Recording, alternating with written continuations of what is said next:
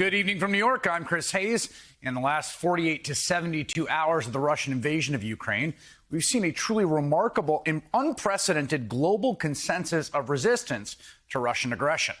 A set of actions in response to the invasion, which we've never experienced on this scale. We are right now, for a whole bunch of reasons, in completely uncharted territory.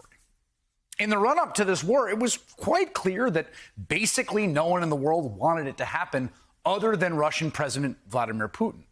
Ukraine certainly did not want to be invaded. Russian oligarchs wanted to continue sailing around on their yachts and buying expensive real estate in London and New York and other places.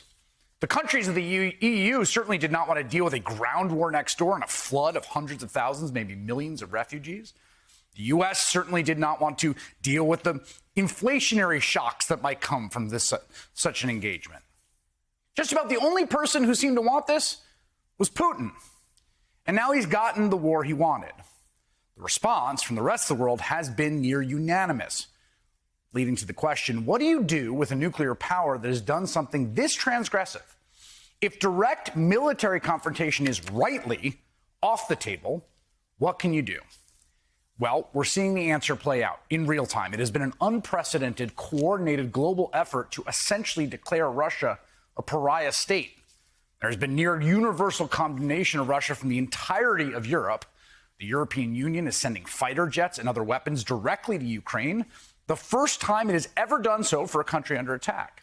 Sweden is providing rockets. That's the first time that Sweden has sent another country military aid in more than 80 years. The last time being when the Soviets invaded Finland in 1939. Germany is also breaking its long-standing policy not to send weapons to an active combat zone in order to assist the Ukrainian resistance. Finland, which shares Europe's longest border with Russia and has had a, well, let's just say tumultuous relationship with them in the past, is now openly considering joining NATO.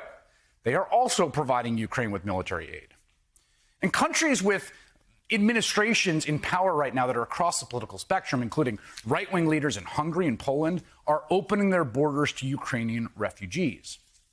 FIFA, the International Soccer Association, hardly known for taking bold political stances, has banned Russia from participating in the World Cup following international outcry.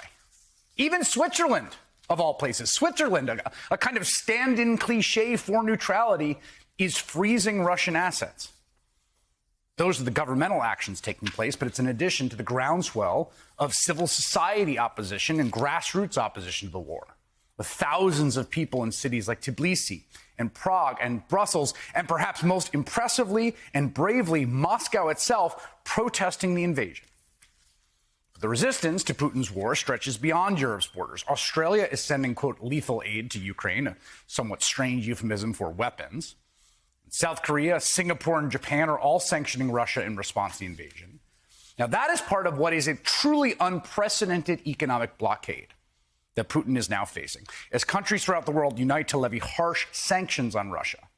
In fact, sanctions almost doesn't do it justice, because last week, the U.S., along with European allies and Canada, levied personal sanctions against Putin, okay? They placed him in a very small, ignoble group that also includes North Korea's Kim Jong-un and Syria's Bashar al-Assad, although one will note both of those men are still in power. But it only serves to leave Putin even more isolated on the world stage, increasingly without allies or abettors.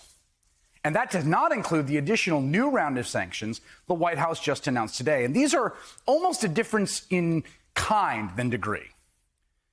They have taken the extraordinary step of freezing the assets of Russia's central bank here in the U.S., dollar-denominated, essentially barring any American from doing business with it. There have been runs on ATMs throughout Russia as people hoard cash, even as the value of the ruble plummets, because Russia's banks are the target of sanctions, and in some cases are entirely severed or almost entirely severed from the global financial system. It's essentially cutting off access to basic financial services. Now, the entire global response to Russia, which is, again, nearly unanimous and is, in my view, entirely justified because of the severity of the transgression. But to be clear-eyed about what we're watching unfold here, it is also unquestionably a kind of counter-escalation. The question now is, how will Putin respond? And crucially, what are the off-ramps and what does the next round of this look like?